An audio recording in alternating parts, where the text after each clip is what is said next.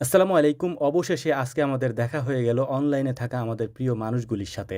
সবুজ বাংলাদেশ আয়োজিত সম্মেলনে আমাদের আজকের গন্তব্য ঢাকার শেরেবাংলা কৃষি বিশ্ববিদ্যালয়। অনুষ্ঠান স্থলে যাওয়ার জন্য সকালবেলায় একটু আগেভাগেই আমরা বের হয়ে গিয়েছি। এর কারণ সকাল থেকেই প্রচণ্ড পরিমাণে বৃষ্টি নামছিল, আমরা বের হতেই পারছিলাম না। আগেভাগে বের হওয়ার আরও একটি কারণ রয়েছে, আমাদের বাড়ির পাশে যে রাস্তাটা রয়েছে, যেই রাস্তা দিয়ে আমরা যাতায়াত করি, এই রাস্তার নির্মাণ কাজ চলছিল।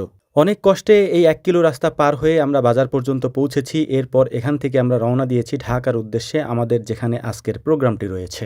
বৃষ্টি ভেজা পথ দেখতে খুবই সুন্দর লাগছিল, আশেপাশের আবহাওয়া পরিবেশ সবকিছুই মনোমুগ্ধকর ছিল। পদ্মা সেতু পার হওয়ার সময় পরিবেশটা আরও বেশি সুন্দর লাগছিল, কারণ বাইরে গুড়ি গুড়ি বৃষ্টি হচ্ছে এবং আমরা সেতুর উপর দিয়ে যাচ্ছিলাম। দেখতে দেখতে আমরা চলে এসেছি আমাদের অনুষ্ঠান স্থলে। যেহেতু গতকালকে শুক্রবার ছিল, তাই জুমার নামাজ পড়ার জন্য আমরা আগে চলে গিয়েছিলাম মসজিদে। মসজিদ থেকে জুমার নামাজ পড়ে তারপর আমরা চলে যাব আমাদের অনুষ্ঠান স্থলে। আলহামদুলিল্লাহ, আমাদের সাথে আজকে আরও যারা আছেন তাদের সাথে আমরা দেখা করব, সাক্ষাৎ করব, কথা হবে ইনশাআল্লাহ। নামাজ পড়ে এসেই সর্বপ্রথম আমাদের দেখা হয়ে গেল সবার প্রিয় মুখ এবং আমাদের সবার ভালোবাসার মানুষ চিত্ত মিডিয়ার জুয়েল ভাইয়ের সাথে। দেখা হওয়ার পর মনে হলো এ যেন কত জনমের অপেক্ষা, কত জনমের অপেক্ষার প্রহর গোনার পরে আমাদের দেখা।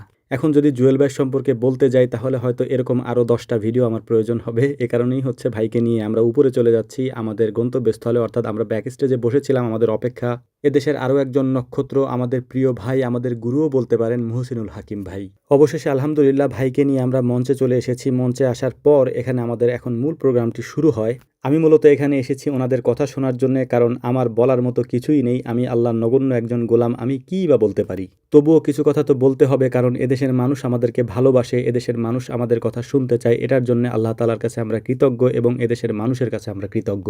আলহামদুলিল্লাহ, মঞ্চে যারা বসা ছিলেন তারা বাংলাদেশের বড় বড় ব্যক্তিত্ব, তাদের সামনে কথা বলাটা একটা ধৃষ্টতা। তারপরেও যেহেতু একটা আয়োজন, এখানে আমাকে কথা বলতে হবে, তাই 2-4 কথা বলতে হয়েছে।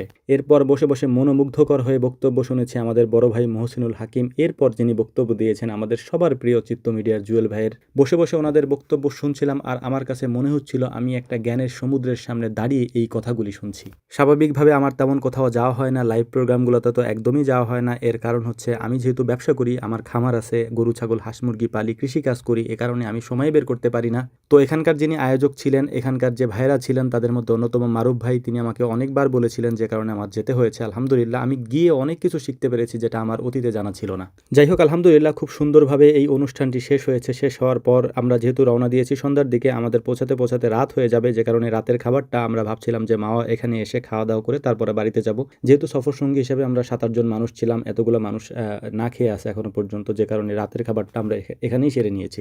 আরেকটা বিষয় বলি, আপনারা অনেকেই আমার বক্তব্যের অংশটুকু চেয়েছেন যে এটা কোথায় পাওয়া যাবে, যেহেতু এটা অনলাইনে খণ্ড খণ্ডভাবে এসেছে এবং অনেকে আপলোড করেছে। তো 13 থেকে 14 মিনিটের এই পুরো ভিডিওটি আমি চেষ্টা করব আজকে রাতের মধ্যেই দিয়ে দেওয়ার জন্য, যাতে আপনাদের এটা কোনো না কোনোভাবে কাজে লাগে ইনশাআল্লাহ। যেহেতু এটা আমাদের অভিজ্ঞতা আমরা শেয়ার করেছি, ইনশাআল্লাহ হয়তো আপনার কোনো কাজে লাগতে পারে। আমাদের জন্য দোয়া করবেন। আসসালামু আলাইকুম রহমতুল্লাহ।